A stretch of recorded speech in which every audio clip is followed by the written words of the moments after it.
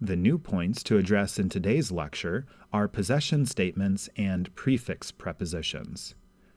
I will also review a few points from previous lectures, taking it further this time than I did in the previous lectures. Like here, substantival adjectives. We've seen that adjectives in Hebrew, as in English, can fulfill three different functions. As an attributive, the adjective is modifying the noun, the good book. As a predicate, the adjective is making a statement about the noun, the book is good. As a substantive, the adjective is taking the place of the noun, the good, the bad, and the ugly. As review, we've seen attributive adjectives, like in 1, you command a woman, sit on the big chair. Shvi al ha-kisei ha-gadol. As an attributive, the adjective always occurs after the noun it modifies, and the article agrees. Number 2 here is a predicate adjective. The chair is big, ha-kisei gadol.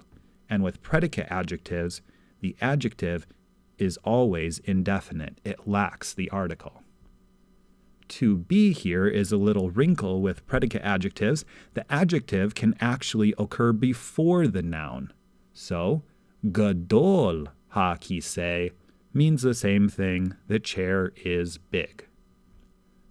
The new point here is substantival adjectives, as in 3. Say, you're already talking about chairs, some are big, some are small, and you say, sit on the big one.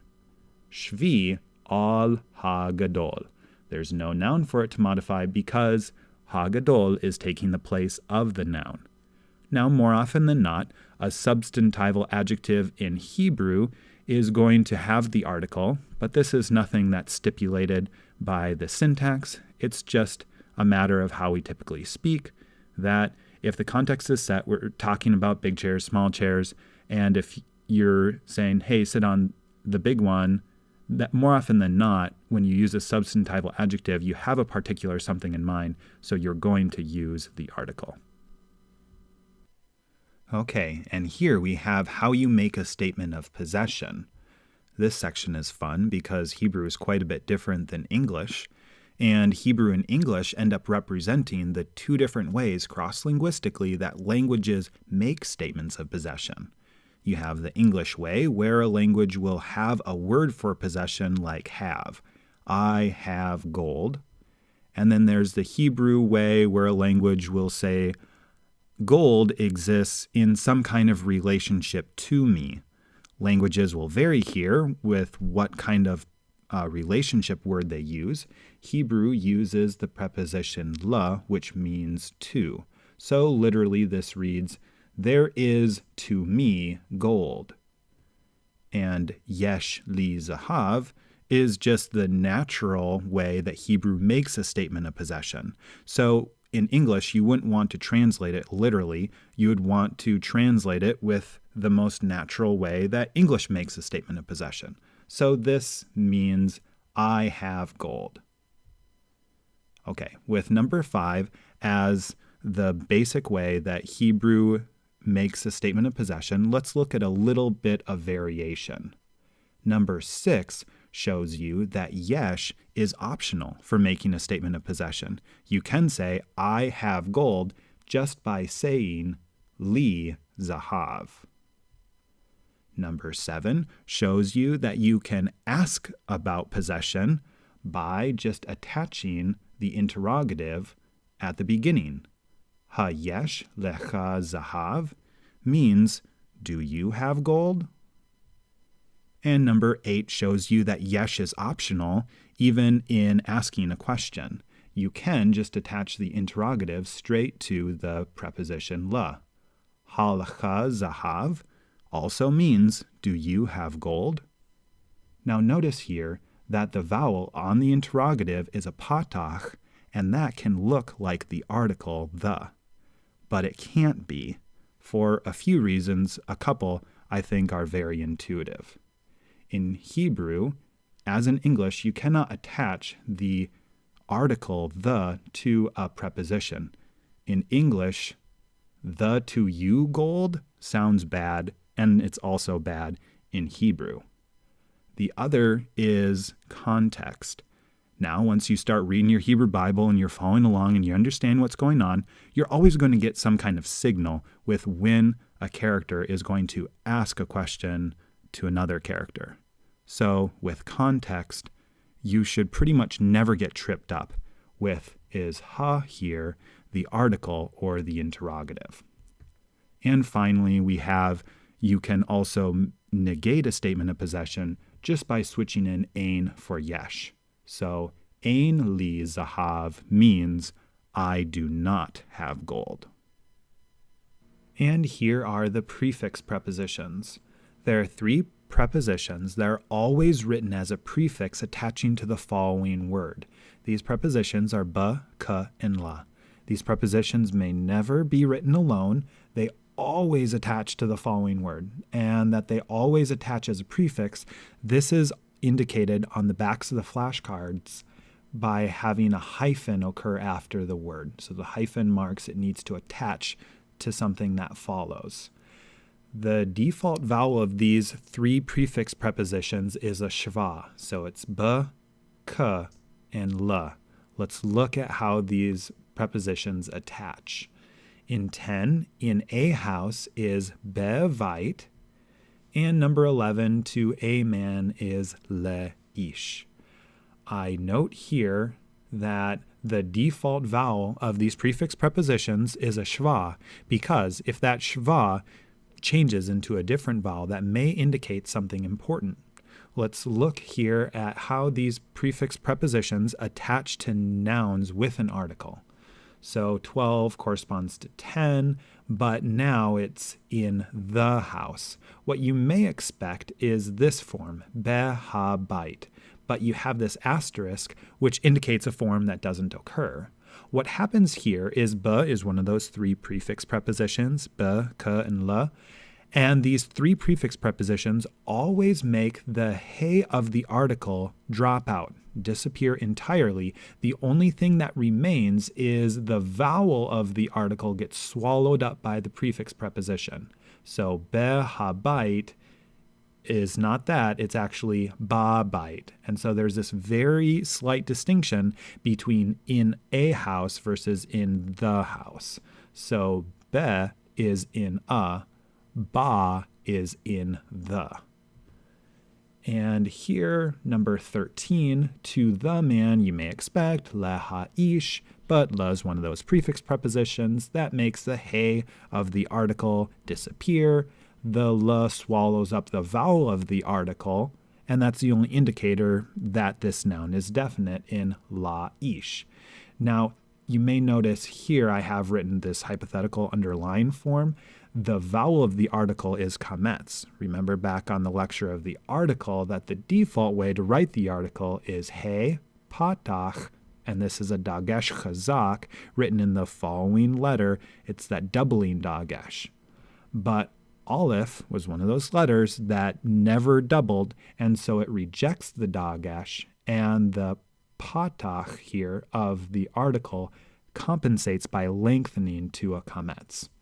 So la ish, and you have the same kind of thing. La is to a, la is to the.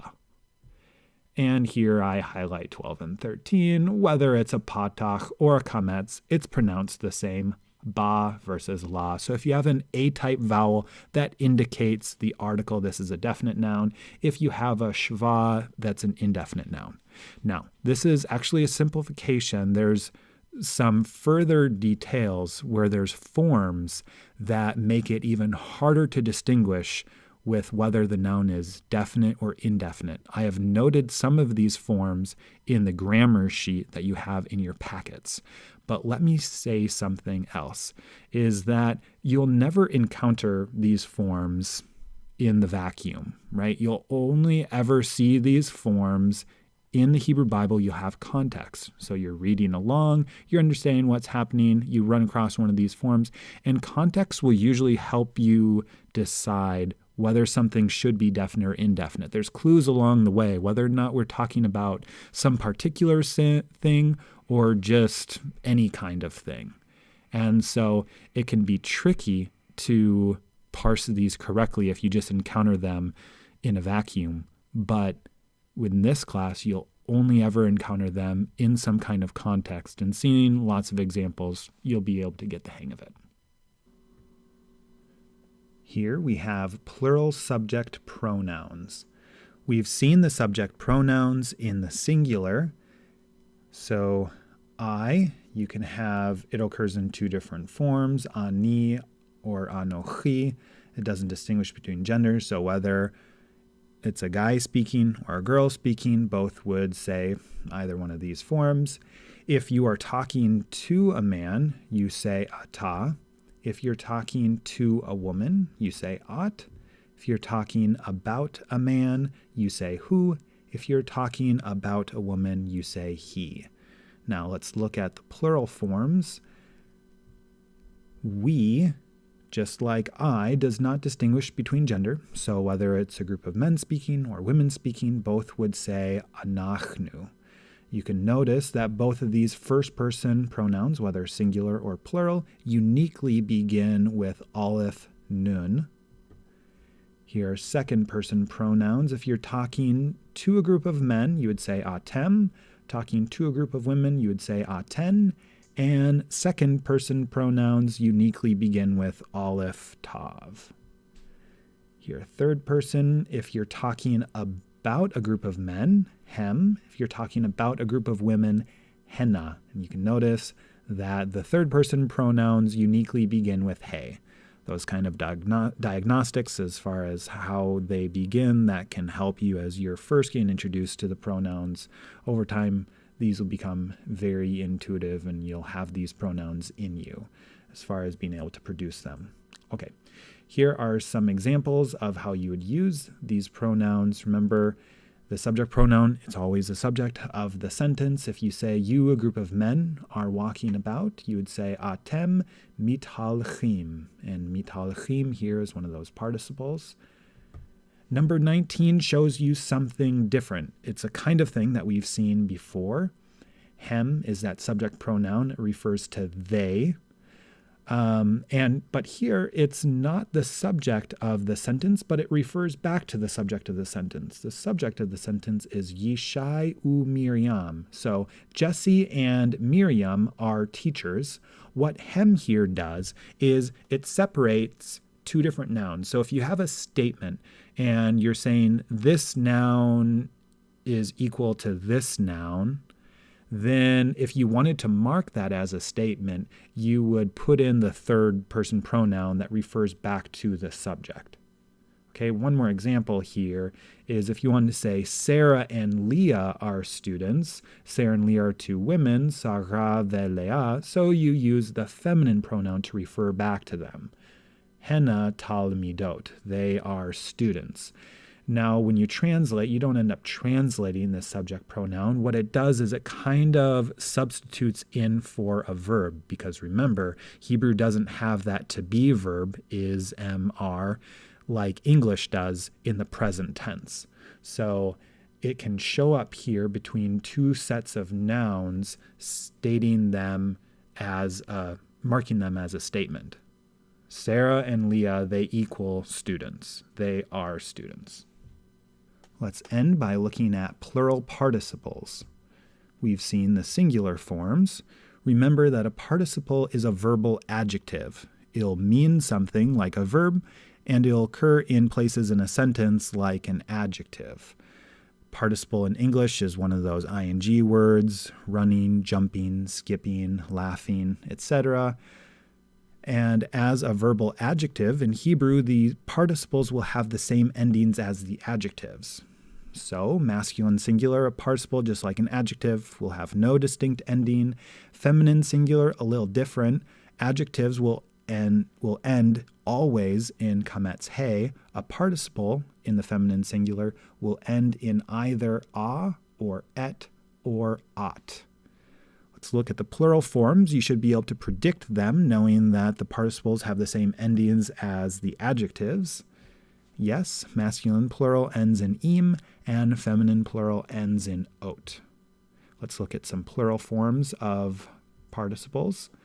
Drinking, a group of men, shotim, a group of women, shotot. Jumping, a group of men, mekaptzim, a group of women, mekaptzot. Throwing, a group of men, mashlichim, a group of women, mashlichot. Walking about, mithalchim, for a group of men doing it, a group of women, mithalchot. Notice that the endings are totally regular, so just by looking at the ending, you can know who the participle refers to, who's doing the subject, or who's doing the action of the participle.